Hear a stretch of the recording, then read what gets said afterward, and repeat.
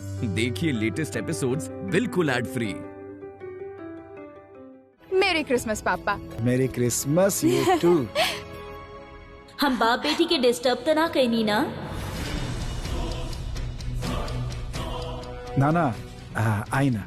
हमनी के घर में क्रिसमस के मौका पर एक बहुत बड़ पार्टी बा, जेकरा में आपके सपरिवार आमंत्रण बा। जिंदल परिवार के थीम पार्टी में आपका स्वागत बा। Theme party? हाँ, हमरा के ना बचपन से ही मन रहे कोनो थीम पार्टी में जाए के। अच्छा, आप सबके खातिर थीम के हिसाब से पोशाक रेडी बा, त आप लोग जाके वहाँ रेडी हो जाई।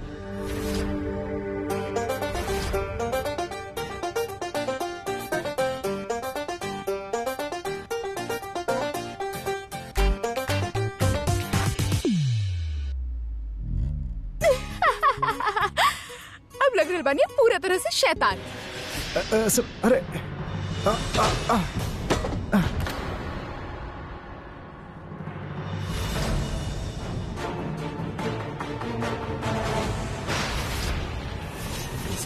आप जोकर के कॉस्ट्यूम में कहीं नहीं। आप ते कलर नहीं दामाद जी।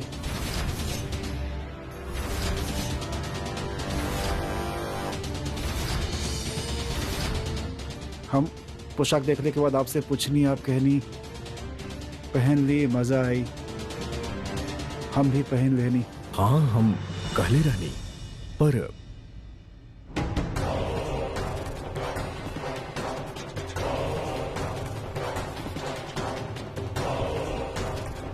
पोशाक हम देख भी लेनी, बाकी हो थोड़ा सा। आप एक काम करिए, आप वो कॉस्ट्यूम पहनी, बहुत अच्छा लगी।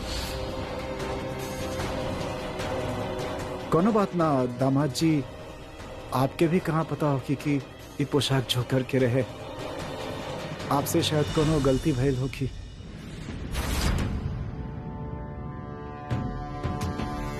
एक मिनट, आप कहे की का चाहे नी? आप ही कहे चाहे नी कि सारा गलती ये जी के बा?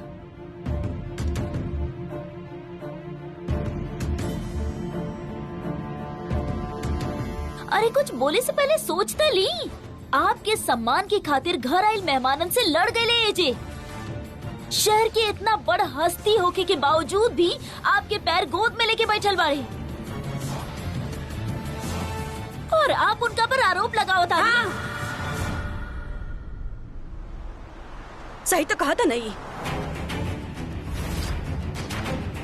और तू होलू कौन हमरे पति से ऐसा सवाल पूछे वाली? वाह रे वाह, पहले तो घर में बुला के सबके सामने मजाक बना दिया गई, और अब तो बड़ा सवाल जवाब कल जाता। अरे रिश्ते का ना तो कम से कम उम्र के तो लिहाज कर लो तू।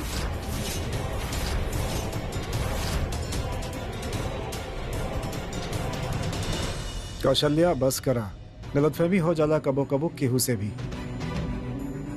खाम खा बात के बतंगड़ मत बनावा। अरे अब चुप रही जी। मम्मी आप गुंडन तो चुप ही रहा। ये सब कुछ ना तुम्हारी वजह से हो रहा बा। और तुहार तो नाम ही खाली दुर्गा है, लेकिन हरकत सारा चुड़ैल वाला है।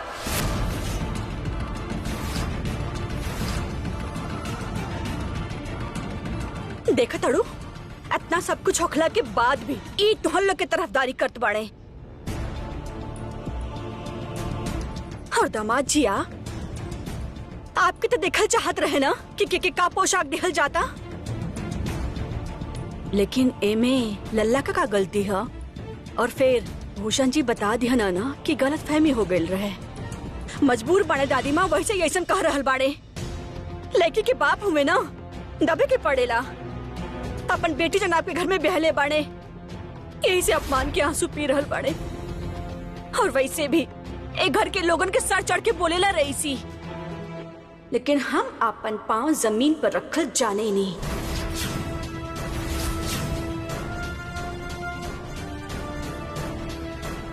लेकिन ए बार ना आप हमरा से ए तरह की उम्मीद मत रखब, काहे कि ए बार हम ए बात के तह तक जाके रहब।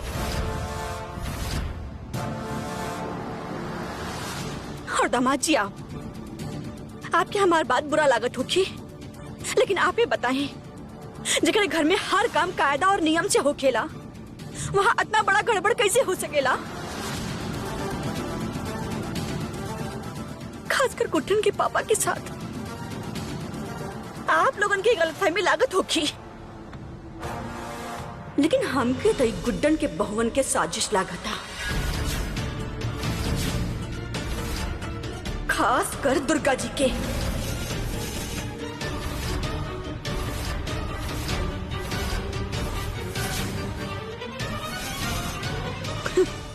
और फिर तई आज भी गुड्डन के अपन सास कहाँ माने ली? और रहल बात ई दोनों की, तो जहाँ फायदा दिखल होगी वो तरफ हो गए लोग ही है, लेकिन हर बार खानी तू एक बार ना बच पाई बू। देखी कौशल्या जी, तनी आप शांत हो बहुत बोल रहल बानी आप। बोली ना था और क्या करी? बोला बड़ा ज्ञान देवे वाला बड़ू तू। बस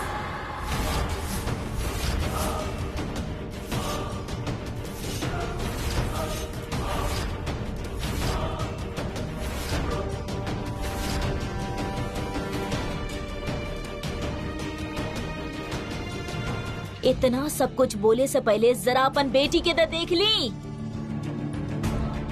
ऐसा कौन सा महान काम कर देली कि हमने ओकरा अपन सास मानी? बस पूरा दिन इधर से उधर भटकत रहली आपकी बहू, ठीक से सांस ना ले पावेली, बने के चलली हमनी के सास। कौशल्या जी, एगो अंधा आदमी भी एकरा से बेहतर काम कर सकेला।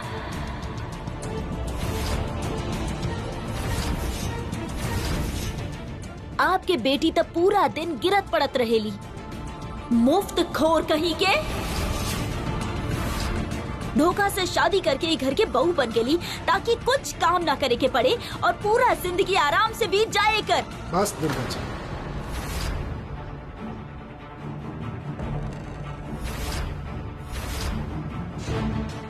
बहुत बोल रहल बानी आप। जब तक बात हमार रहे, हम सब कुछ सुननी भी, बहुत कुछ सहनी भी। गुड्डन सिर्फ हमार बेटी नहीं थी, गुरूर बाड़ी हमार।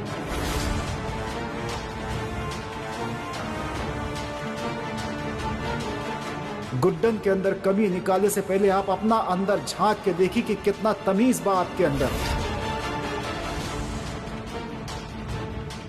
आप केकरा सामने केकरा बारे में बात कर रहल बानी? अगर मायके वालन के सामने आप ए तरह से एकरा से बात कर सकेली तो हमरा पीठ पीछे आप ना जाने का करत हो पग ओकरा साथे।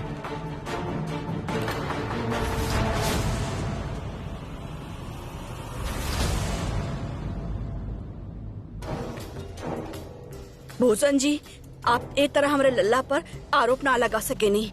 जहाँ चार बर्तन हो खेला, आवाज तो हो खेला ही। आप तो अंदाजा भी ना लगा सके नहीं कितना प्यार से रखले बानी के हमने के गुड्डन के। बस माँ, आप अब बोले दलल्ला, बतावा गुड्डन, बतावा अपने पापा के कि जौन कुछ भी बोलना गलत बोलना। बता दो कि हमने कितना प्यार करने के तोहरा से कि का तोहरियों को यह लागेला तुम्हारे पापा का अपमान लल्ला कैला सहा।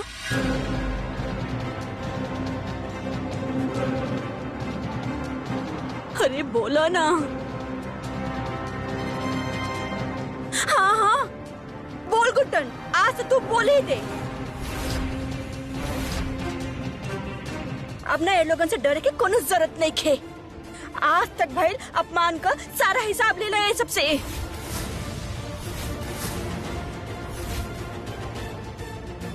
शादी के वक्त भी ये लोग यह कैले रहले और आज भी यह करतड़े।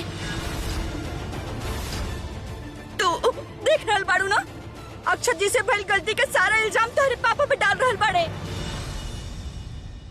देखी कौशल्या जी, आप रिश्तेदार हैं तो रिश्तेदार बन के रहीं। हमरे लल्ला के खिलाफ एक शब्द भी बोलब तो ठीक ना होगी। दादी, इनकर से बात करके कोनो फायदा नहीं है। अपन बहू से बोली ना, अपन पति के बारे में देखी ना कैसे चुपचाप सब कुछ सुनत जा रहल बाड़ी। ई घर के सास बाड़ी नहीं, इनकर कर्तव्य बा कि घर के प्रतिष्ठा के रक्षा करी, सच के साथ दिए। बाकी ना ईता अपन पापा के झूठ पे उनका साथ खड़ा बाड़ी। अरे सुनतड़ गुड्डन, तारे पापा के झूठ ना बोलतड़ी, तारे पापा के। हे भगवान, इतना अपमान सहे के बाद अब ये देखल बाकी रह गल रहे।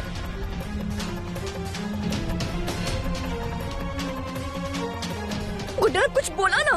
अरे अब ना बोलबू तो कहाँ बोलबू गुड्डन, बोला बोला बोल के बता दे इन लोगन के कि अक्षर जी झूठ बोल रहा बाने। तोहर पापा ना बता दा इन लोगन के कि ताकि अपने पापा पर पूरा भरोसा बा। गुड्डन आप सब हमारी बोला, बात सुनिए, बोला। आप शांत हो जाएं। हाँ, हम गुड्डन, सब हमरे आंख में देख के बोला ताकि हमरे लल्ला पर बिल्कुल भरोसा नहीं खे।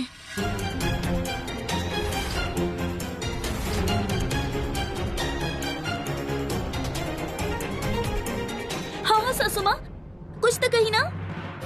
ऐसे तो आपकी जुबान बहुत चलत रहेला, अब का हो गेला? हाँ, संग लगेला आपकी जुबान में।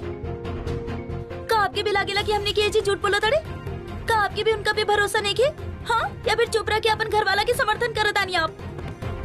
का आपके भी ये लगेला कि आपकी माँ सच बोला तड़ी और ये जी झूठ बोला तड़े? बोली ना, कुछ तो बोली। सासू माँ, अगर आपके ई लागेला कि हमने के घर में सब लोग झूठा बाड़े, अगर आपके ई लागेला कि महीना के 30 दिन हमने के आपके परेशान करके 1760 बार दुख देने की तकलीफ देनी जा, तो आप हमने के घर में रह नहीं काहे झूठन के साथ? छोड़ दी ना ये घर।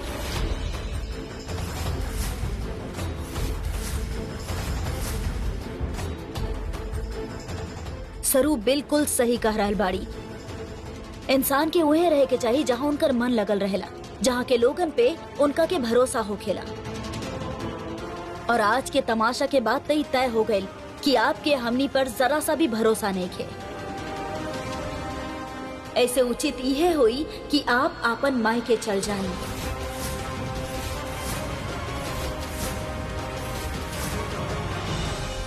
तेरी अगर ही मायके चल गई तो फिर हम रेवती से कैसे मिलब? या फिर साबित करी कि हमने गलत बानी। कह दी सबके सामने कि आपके ससुराल वाला पे भरोसा बा और रुक जाई। बस दुर्गा बहू, बहुत हो गई।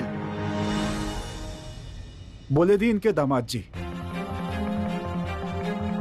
हमरा भी यह लगत रहे दुर्गा जी, हमार गुड्डन के एक घर में रहे खातिर आप सबके हाँ में हाँ मिलावे के पड़त रहे, लेकिन काहे? का कोनो व्यक्ति के अपन विचार ना हो सकेला?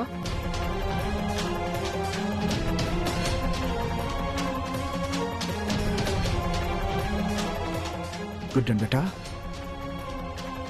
अब बस बहुत हो गए।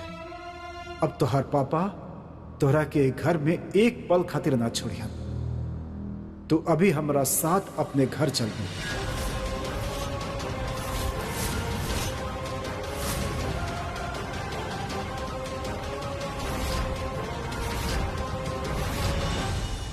हमार घर आलीशान नहीं खे, 10-20 नौकर चाकर नहीं खन। नाश्ते में हमने काजू किशमिश ना खाईला, लेकिन वो छोटा से घर में रहे खातिर लोगन के अपन सम्मान के आहुति ना देवे के पड़ेला।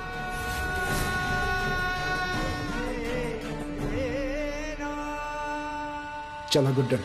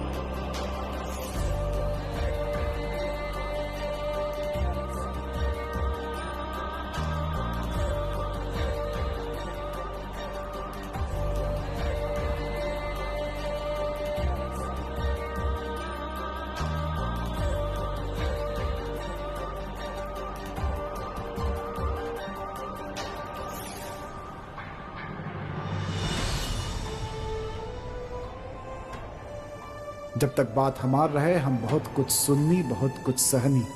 गुड्डन सिर्फ हमार बेटी नहीं थी, गुरूर बाड़ी हमार।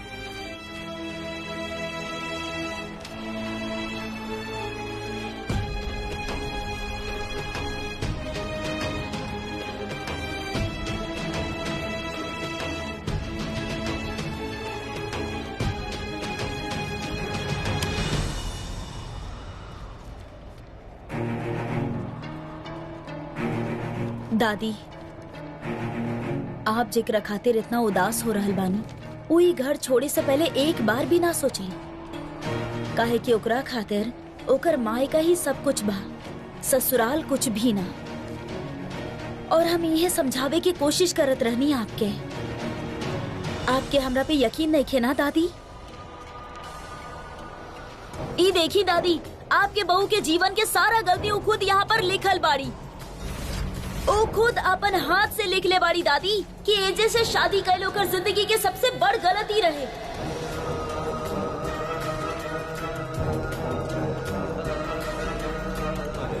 दादी, आप ही हमरा के बताई, का कबो कोनो शादीशुदा औरत के अपन पति के छोड़ के पिता के चुनत देख ले बानी? ना ना, काहे कि एगो शादीशुदा औरत के खातिर ओकर ससुराल ही ओकर माई का होखेला और ओकर सास ही ओकर माँ। कि वो और रहती तो ऐसा नौबत कबो ना आई। दादी, गुड्डन के लाख गलती के बावजूद भी ई घर में ओकरा हमेशा सास की इज्जत मिलल, और आप ओकरा के बहू का बेटी के तरह प्यार कईनी। और आज आपके हाथ छुड़ा के चल गईली। दादी, दुर्गा दी बिल्कुल सही कहा तेरी। हमेशा बोलत फिरेली, हम ये सीखब वो सीखब, ऐसन करब वैसन करब, लेकिन आज सबके सामने हमनी के मुंह पे थप्पड़ी तो मार के गईली ना। काहे हमार मन अभिन माने के तैयार नहीं खे।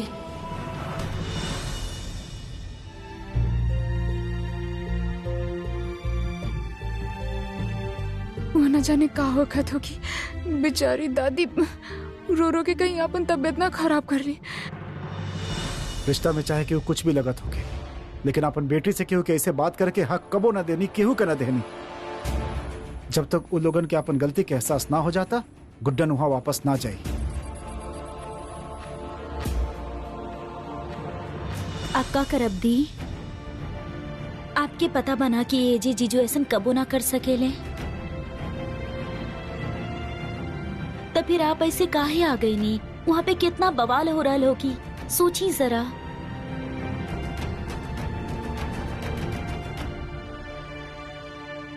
पापा के देख छुटकी, तू ही पापा के आवाज में हमरा खातिर प्यार देख रहा बाड़ो। अपन बेटी के अपमान होकर फट से यहाँ ले आई, उनकर ही गुरूर के कैसे छीन लेती हम उनकरा से।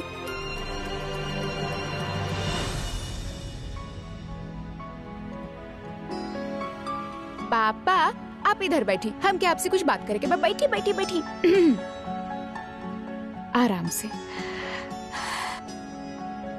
आराम से बैठ जाएं पापा। अब देखिए एकरा से कैसे आपके गुस्सा फट से छू मंतर हो जाए और आप अच्छा से सुध भी जाइए पापा। आप हमार बुरा किस्मत के सजा खुद के काहे दे रहल बानी?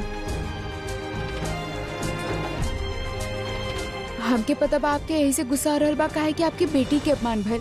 और आपकी एगो बात बताई, आपके बा ना पापा अपना अपमान के बुरा लगे के चाहे या फिर वो अंकल से नाराजगी होके के चाहे, और ऐसे तक कुछ हो ही ना रहल बा। पापा हमार किस्मत में वो 3 बहू लिखल गइल बा, तो हम क्या करें? अब हम उनके जैसन भी ना बन सकेंगे ना पापा।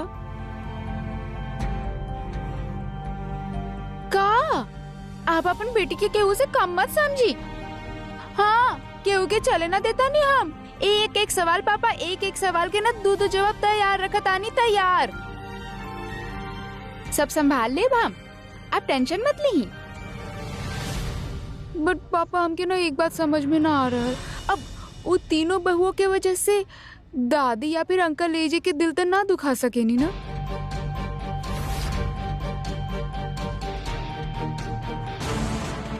जितना फिक्र तो के अपने ससुराल वाले के बाना, अगर उतना ही फिक्र तो के अपने पापा के होखी तो तू ऐसा बात कबो ना करते गुड्डन। और तोहरा के काला गेला, हमके बड़ा शौक बा अपने शादीशुदा बेटी के घर में बिठावे के। हाँ ना, लेकिन अब पानी सर से ऊपर जा चुकल बा। बहुत घमंड बना उनके अपने नाम और अपना पैसा पे। अब तू देख जा हम कैसे उनका घमंड उतारता नहीं।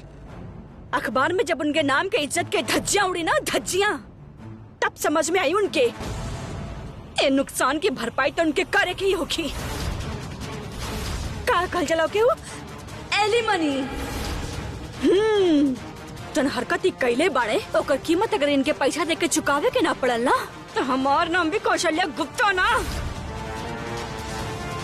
पर मम्मी ऐसे घर परिवार के बीच के बात के अखबार में का छपवावन? ऐसे तो बात और बढ़ जाई ना। गुड्डन सही करल बड़ी कौशल्या, हमरा के कोनो नया तमाशा ना करे के बा। हम ते अपन बेटी के खुश देखल जाता नहीं, बस हम अपन पूरा जिंदगी सम्मान के महत्व देले बानी। हमेशा हम हरगिज बर्दाश्त ना कर सकेला कि जौना घर में हमार बेटी रहे वहां केहू ओकर सम्मान ना करे। लेकिन गुड्डन, तू भी एगो बात कान खोल के सुन ला बेटा, तोहर तीनों बहू के तोहरा से माफी मांगे के पड़ी। जब तक वो लोग तोहरा से माफी ना मांग लेतन तब तक तू यहीं रहबू, वहां वापस ना जाइबू, बस।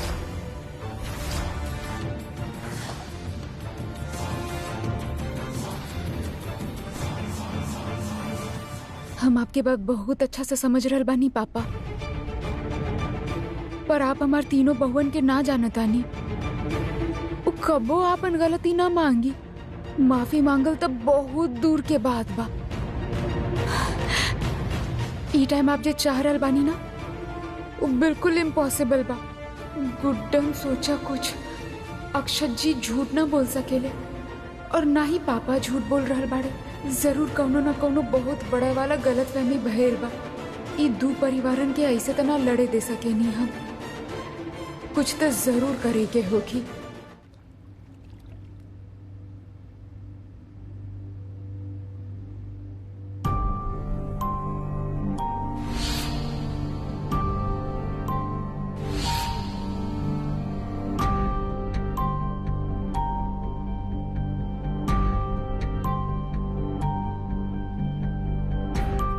आप दवाई लेवे से मना कैली माँ?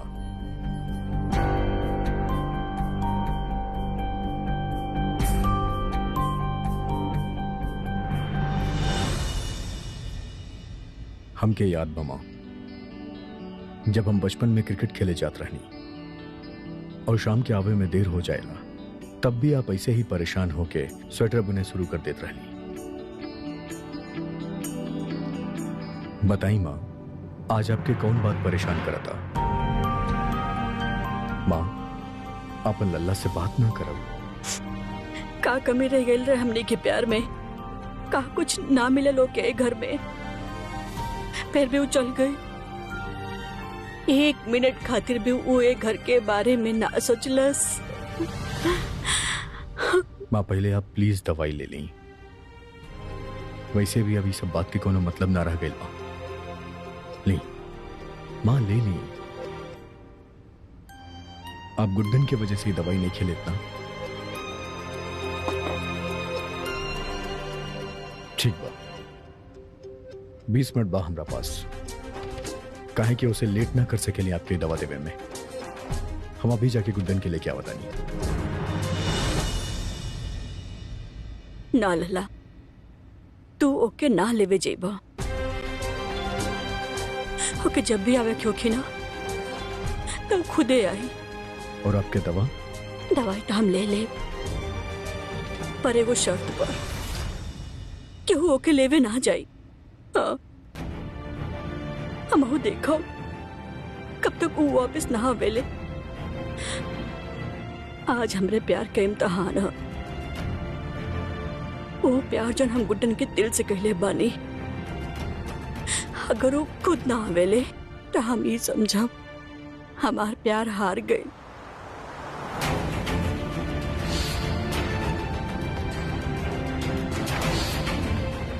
हम आपके कैसे बताई माँ? ओकर आंख देख के बिल्कुल ना लागत रहे कि वो जाए भी चाहत रहे।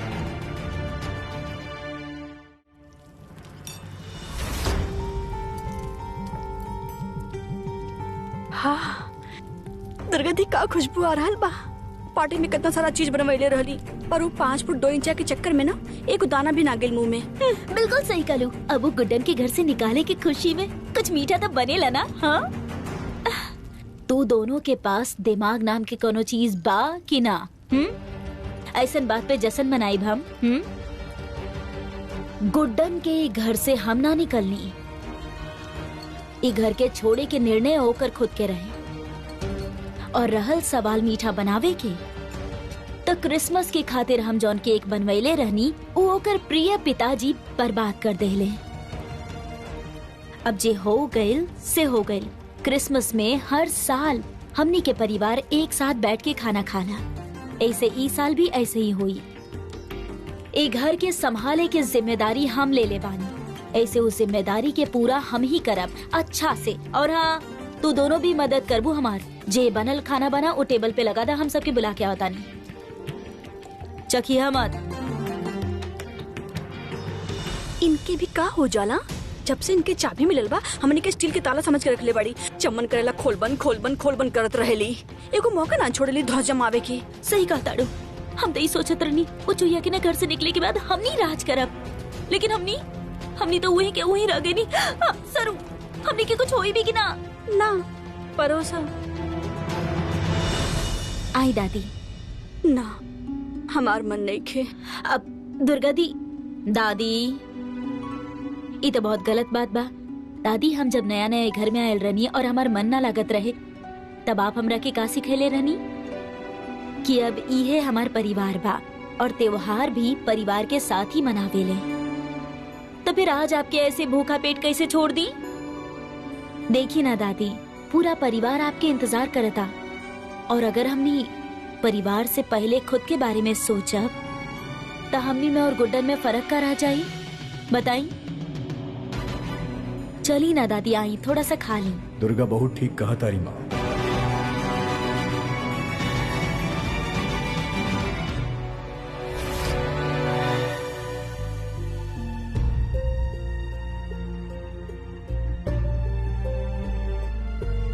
आप ही तक कसम देले रहली माँ कि गुड्डन के लेवे के होना चाहिए। ई खातिर अब आप प्लीज खाना खा ली। हमनी सब में से आप सबसे बेहतर जाने ली अपन गुड्डन के। का पता अभी 1-2 घंटा में आपके गुड्डन यही कहूं कुछ तोड़त पोड़त मिल जाए।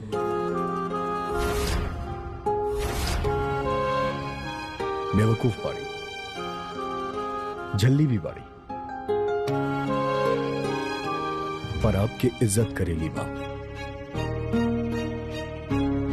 और हमके पूरा भरोसा बा कि ओकरा यहाँ से जाए के पीछे भी कोनो न कोनो वजह रहे। और जब वापस आई ना, तब सबसे पहले आपसे लड़ाई करी कि आप सबके साथे मिलके खाना काहे ना खाई। क्या बात बा अंकल?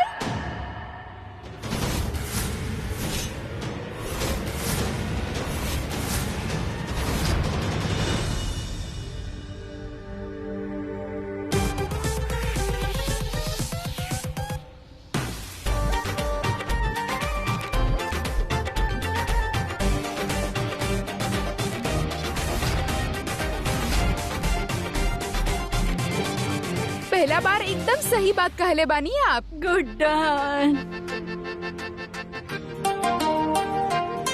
दादी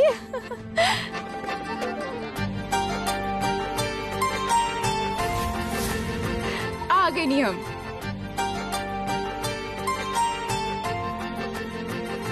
कैसन बानी दादी आप? अच्छा बानी। और पहला बार हम इनकर बात से बिल्कुल अग्री करता नहीं। अब भले चाहे जिंदगी में जे मर्जी होखत होके, बट खाना से थोड़े ना होकर बदला निकाले के चाहिए बाना। और दादी, आप ही हमके सिखैले बानी ना कि त्योहार वाला दिन सारा परिवार के साथ मिलकर त्योहार मनावे के चाहिए। तली आ गई नहीं हम। अब तक हो गए ना परिवार पूरा। अब खाई ना खाना। हाँ, आपके पता बता दी हमके आपके कितना टेंशन होता रहे। और आप समय पे दवाई लेनी की ना।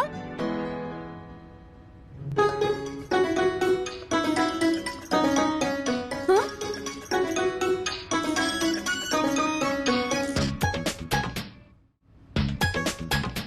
और आप, हाँ, आपकी तो मान गए नहीं हम। हाँ, चाहे देर से ही, पर आप गुड्डन के समझे लगल बानी बाना। और आपके का लागत ना, मतलब आप सबके का लागत कि हम आपन मायकन चल गए बानी, वो भी हमेशा खातिर। अरे भाई, शादी के बाद ससुराली औरत के मायका हो खेलाना। और सच बताएं दादी, आपके और सबके हम बहुत मिस करत रहनी।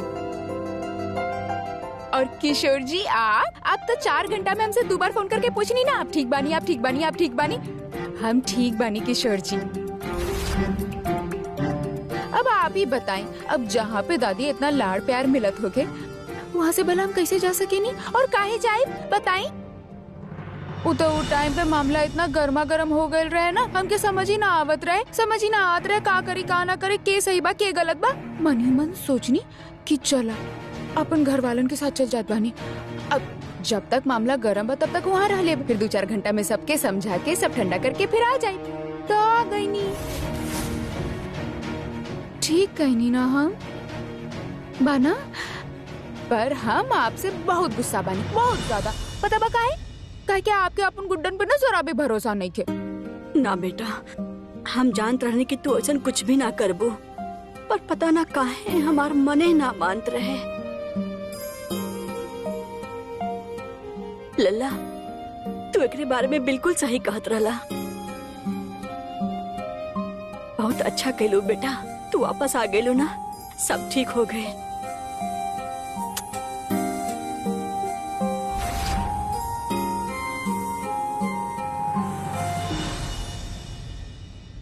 आप ऐसे कैसे कर सके नी दादी? दादी, हमनी के घर बा कोनो धर्मशाला नहीं खे कि जब मन कइल आईनी, जब मन कइल चल गई नी। इनकर घर वाला लोग हमनी के कितना अपमान कइले दादी। जिंदल परिवार के इज्जत मिट्टी में मिला देले वो घर आइल मेहमानन के सामने। और अभी आप का कहत रहनी? आप अपन घर वाला के समझावे गए रहनी। हाँ, तो हमने की भी बताई ना, ऐसन का समझे नहीं आप बताई।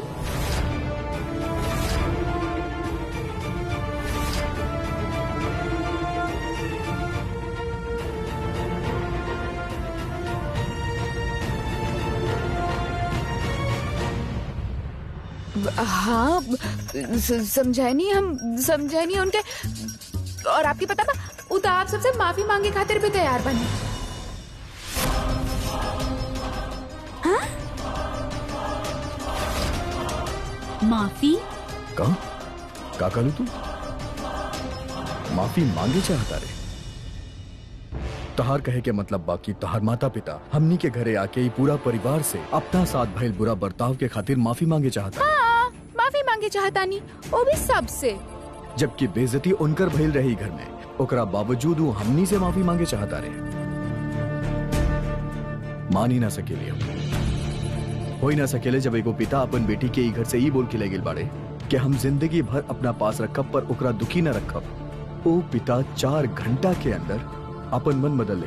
Not possible. और अगर ऐसा भइल बा त हम ही जाने चाहता रही कि गुड्डन की तो उनसे का कहूं।